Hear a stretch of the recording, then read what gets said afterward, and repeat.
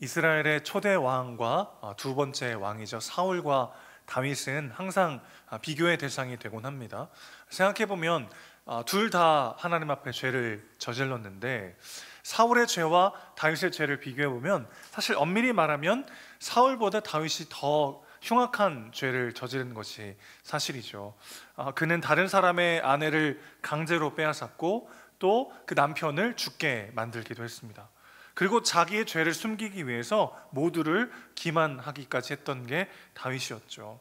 그런데 사울이 하나님께 불순종하고 자기 마음대로 이스라엘을 통치했을 때 그를 버리시고 다른 왕을 세우셨던 하나님은 다윗을 버리지 않으시고 끝까지 그를 사랑하십니다. 그 이유가 무엇이었을까요?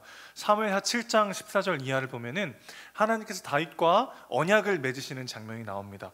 나는 그에게 아버지가 되고 그는 내게 아들이 되리니 그가 만일 죄를 범하면 내가 사람의 매와 일생의 채찍으로 징계하려니와 내가 내 앞에서 물러나게 한 사울에게서 내 은총을 빼앗은 것처럼 그에게서 빼앗지는 아니하리라. 이런 말씀으로 다윗 언약이 이어지는데 무슨 말이죠? 이제 다윗과 그의 자손들은 하나님과 아버지와 아들의 관계가 됐다는 거죠. 자녀들이 똑같은 죄를 똑같은 실수를 반복해서 범하곤 합니다. 그렇죠? 그러나 똑같은 잘못을 반복해서 했다고 해서 부모와 자식 간의 관계가 끊어지는 건 아니에요. 그렇죠? 부모의 마음이 끊어질 수는 있지만 부모와 자식 사이의 관계가 끊어지는 것은 아닙니다. 다윗이 하나님 앞에 범죄를 저질렀지만 그러나 하나님은 다윗을 사랑하시기로 작정하셨고 그가 넘어지고 불순종하여 죄를 범할 때도 하나님은 다윗을 끝까지 버리지 않으시고 그를 사랑하셨어요. 다윗과 맺은 이 언약에 끝까지 신실하셨다는 것이죠. 다윗이 하나님을 멀리할 때도 하나님은 신실하게 다윗과의 약속을 지키셨습니다. 사실 이것이 복음이죠. 우리가 신실하고 온전해서 하나님의 은혜를 누리고 하나님의 자녀가 된 것이 아니라 그분이 우리를 사랑하시기로 작정하셨고 그분이 신실하게 우리를 붙잡고 계셨기 때문에 우리가 오늘 은혜 안에 바로 서 있는 줄로 믿습니다. 그렇기 때문에 기쁠 때나 슬플 때나 우리가 주님께 부르짖고 주님을 의지하여 그분 안에 살 수 있는 것이 바로 여기에 있는 것이죠. 우리의 완전함 때문이 아니라 하나님의 완전한 사랑으로 인해서 오늘도 우리가 그분 안에 있음을 믿고 나아갈 때 우리는 넘어졌다 할지라도 다시 일어설 수 있는 새 힘을 얻게 될 줄로 믿습니다. 사실 우리가 뭔가 죄를 짓거나 실패하거나 넘어졌을 때 다시 일어나지 못하는 여러 가지 이유 중에 하나가 결정적인 본질적인 이유는 뭐냐면 하나님 앞에 면목이 없을 때가 있어요. 다시 주님 앞에 나아가 엎드려 기도하고 주님을 찾고 주님께 뭔가를 요구하기에 내가 너무 뻔뻔해 보이는 거죠. 내 죄가 너무 크게 보이는 거죠.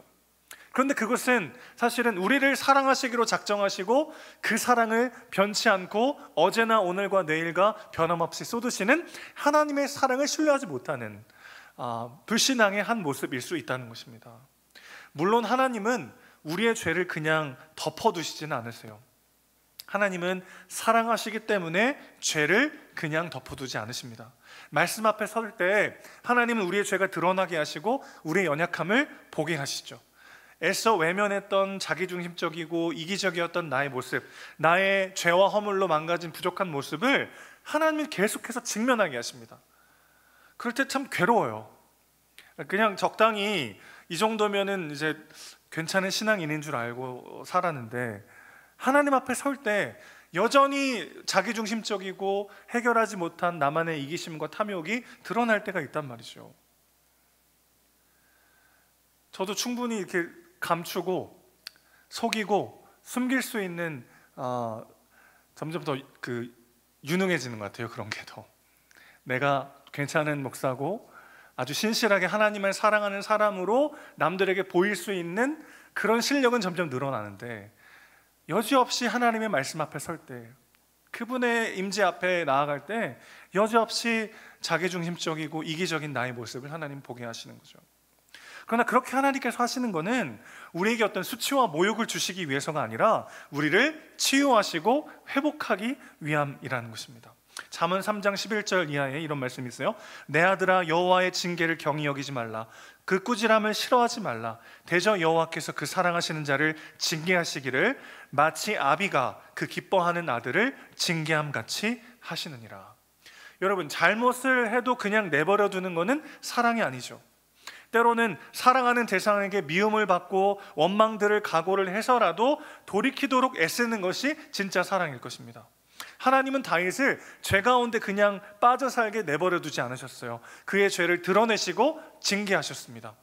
그러나 그것은 그에게 수치를 주기 위함이 아니라 그의 삶을 제대로 회복시키시기 위함이었다는 것이죠. 분명 하나님은 우리의 죄를 그냥 묵과하지 않으시고 철저히 뼈저리게 그것을 직면하도록 우리를 인도해 가시죠. 그래서 저는 이걸 잔인한 자비라고 부르곤 합니다. 하나님의 잔인한 자비요. 분명 자비고 사랑인데 잔인하게 느껴져요. 그 과정을 겪는 동안 나 스스로는 절대 돌아볼 수 없는 나의 그런 죄악된 모습들을 하나님은 끊임없이 직면하게 하십니다. 왜죠? 사랑하시기 때문에. 때로는 모진 고난의 시간을 통과하게 하실 때도 있고, 때로는 너무나도 외롭고 힘든 어둠의 터널을 걸어가게 하실 때도 있습니다. 그것을 허락하시는 거의 유일한 이유는 그분이 우리를 사랑하시기 때문이고, 그것을 통해 하나님은 우리를 더욱더 정금같이 나오도록 하시기 위함이라는 것이죠. 물론 모든 고난이 우리 죄 때문이라는 말은 아닙니다. 그 모든 것들을 죄로 치환해서 해석하는 것은 또 하나의 왜곡이겠죠. 그러나 분명한 것은 하나님은 우리가 죄에 머물도록 그냥 내버려 두시지 않는다는 것입니다. 우리 삶에 개입하시고 잔인한 자비로 끊임없이 우리의 삶을 움직이셔서 기어이 온전한 하나님의 자녀로 빚어가시는 것이 우리 하나님의 사랑인 줄로 믿습니다. 자, 그러나 그것이 끝이 아니라 우리가 넘어진 바로 그 자리를 하나님은 은혜의 자리로 기어이 바꾸신다는 것이죠. 그래서 우리가 막 도망가고 싶지만 그 자리에 머물게 하셔서 기어이 그 자리를 실패의 자리, 상처의 자리, 절망의 자리가 아니라 은혜의 자리요, 생명의 자리요, 사명의 자리로 바꾸시는 것이 우리 하나님이신 줄로 믿습니다. 오늘 24절 보시면 다윗이 그의 아내 밧세바를 위로하고 그와 동침하여 아들을 낳습니다. 우리아의 아내로 계속 표현되던 이 여인이 비로소 다윗의 아내 밧세바로 표현되기 시작했어요. 그러면서 아들을 낳았는데 솔로몬이라고 이름을 지었습니다. 그때 하나님이 나단 선지자를 보내십니다. 전에 다윗을 책망하고 꾸짖었던 나단 선지자는 이번에는 와서 솔로몬에게 별명을 하나 지어주는데 여디디야라는 이름을 지어줍니다. 여호와께서 사랑하시는 자라는 뜻이에요. 하나님이 다윗을 위로하시고 내가 이 아들을 사랑하고 이 아들을 통해 영광 받겠다는 약속을 하시는 것이죠. 하나님은 내가 넘어진 바로 그 자리를 나의 사명지로 만드시는 분이십니다. 여러분, 우리가 주일마다 폐회성으로 하는 찬양이 있잖아요. 부르신 곳에서 내가 걸어갈 때 길이 되고 살아갈 때 삶이 되는 그곳에서 예배하네. 정말 많이 부르지 않습니까? 근데 곱씹어 볼수록 이 가사가 굉장히 무거워요. 생각해 보세요.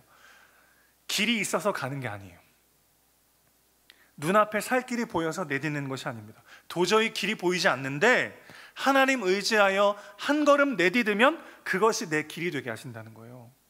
걸어가면 길이 되게 하십니다. 그게 뭐예요? 길이 없다는 거예요. 지금 보기에는. 하나님은 내가 하나님을 의지하여 한 걸음을 내딛으면 그것을 내가 가는 길이 되게 하시는 분이시죠. 지우고 싶고 도망가고 싶은 바로 그 삶의 자리를 살아낼 때 그것을 나의 삶으로 만들어 가시는 분이 우리 하나님이시다라는 거죠. 이 설명을 들으니까 이 가사가 더 무겁게 느껴지지 않으세요? 다시 한번 제가 해볼게요. 내가 걸어갈 때 길이 되고 살아갈 때 삶이 되는 그곳에서 예배하겠습니다. 부르신 바로 그곳에서 예배하겠습니다. 정말 다 실패한 것 같고 아무런 소망이 없는 바로 그 자리, 넘어지고 깨지고 무너졌던 바로 그 자리를 하나님은 은혜의 자리로, 사명의 자리로 바꾸시는 분인 줄로 믿습니다. 저도 그래요. 설교를 하고 나서 막 은혜가 넘치고 제가 생각해도 오늘 되게 은혜 충만하다 그럴 때가 있고, 제가 생각해도 이거 오늘 너무 죽순 것 같은데 그런 생각이 들 때가 있습니다. 그럴 땐 정말 신기하게요. 제가 오늘 너무 죽었는데 하고 내려가면 꼭 한 분씩 꼭 오세요. 그래서 목사님 오늘 저에게 주신 말씀이었습니다. 이렇게 하고 가세요. 정말 그런 적이 한두 번이 아니에요. 죽순 적이 한두 번이 아니었다는 뜻도 되네요, 이게. 그럴 때마다 제가 뭘 느끼는 줄 아세요? 너무 큰 위로를 받아요. 죽 썼다고 생각했는데 은혜 받았다고 해서 위로를 받는 게 아니고, 내가 설교를 잘하면 교회가 부흥하고 설교를 못하면 교회가 망가지는 게 아니라, 나는 도구일 뿐이고 하나님이 나를 통해 어떻게 해서든 말씀이 전달되게 하시는구나. 나의 어떠함이 아니라 하나님이 주인 되셔서 나의 삶과 교회를 움직여 가시는구나. 그게 주는 위로와 평안이 있어요, 여러분. 그 변함없는 하나님의 사랑을 경험하는 사람은 다시 일어설 수 있는 힘을 얻게 되는 거죠. 여러분, 오늘 다윗이 다시 왕의 자리로 돌아갑니다. 27절부터 29절 보시면은 요압이 이제 암몬의 수도인 라빠를 거의 다 점령해가지고요, 이제 다윗이 와서 마지막 깃발을 꼽기만 하면 되는, 사실상 다 전쟁을 끝내놓은 거예요.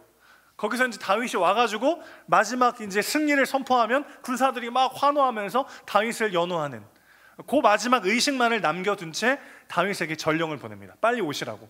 군사들을 이끌고 와서 이 영광을 내가 차지하지 않도록 왕이 이 모든 승리의 마침표를 찍어달라고 이야기를 하는 거죠. 그게 본래 왕의 역할이었죠.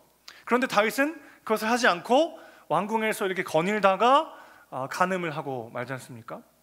다윗은 하나님의 신실한 사랑을 누리면서 다시 자신의 사명의 자리로 나아가고 있어요. 29절 보시면 다윗은 모든 군사를 모아가지고 라빠로 가서 그곳을 쳐서 점령하게 됩니다. 여러분, 한번 다윗 입장에서 생각해 보세요. 암몬의 수도는 얼마나 다윗을 낯뜨겁게 하는 공간입니까? 우리아의 부하들이 여전히 남아있을 것이고, 그가 군사들의 막 환호를 받을 때 얼마나 낯뜨겁겠어요. 그가 정상적인 사람이라면, 군사들이 지금 죽음을 무릅쓰고 막 전쟁을 치르는 와중에 왕궁에서 한가롭게 놀다가 남편이 있는 다른 아내를 취하고 그것을 무마하려고 불러다가 집에 가서 자라고, 근데 잠을 자지 않으니까 전쟁이 가장 극심한 곳에 보내가지고 그를 죽게 만든 사람이잖아요.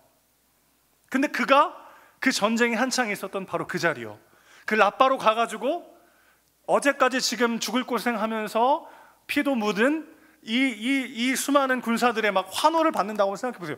그 자리가 기뻤을까요? 그 자리가 막 역시 나야 막 이랬을까요? 아니죠. 정말 숨고 싶었을 거예요.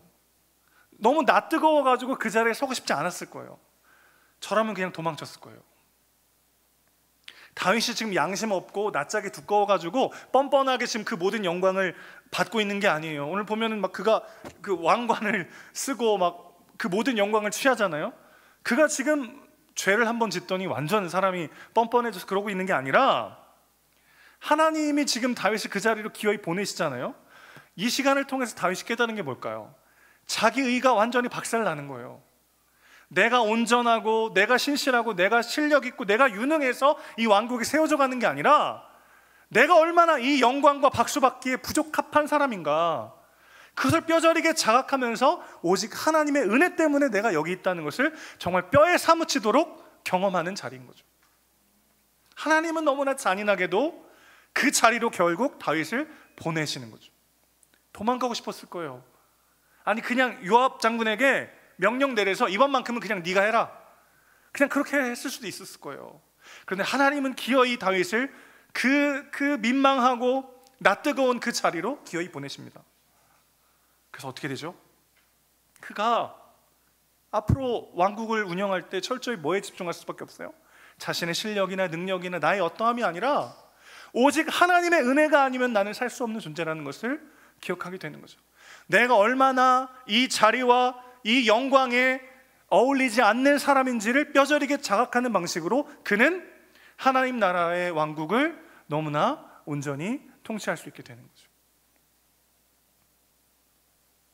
오직 하나님의 은혜 안에 내 구원의 이유가 있음을 고백하게 하시는 하나님의 사랑이었다는 것입니다. 여러분, 우리가 하나님과 사람 앞에 떳떳할 때만 당당하게 나아갈 수 있다면 얼마나 자주 하나님께 나아갈 수 있겠어요? 근데 여전히 우리 안에는 나만의 자부심과 의가 남아있을 때가 있습니다. 마치 내가 이것 때문에 구원받은 것처럼, 마치 이것 때문에 하나님 앞에 당당하게 나아갈 수 있는 것처럼 우리는 여전히 내 자부심과 내 의의를 놓지 못할 때가 있단 말이죠.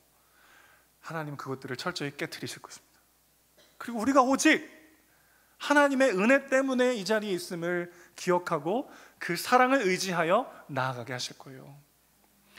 그런 사람이야만 다시 일어설 수 있기 때문에 그렇습니다.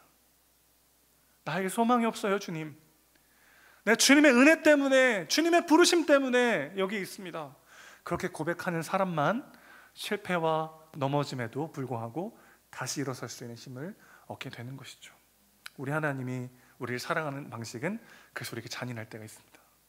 철저히 모든 것을 깨트리실 때가 있어요.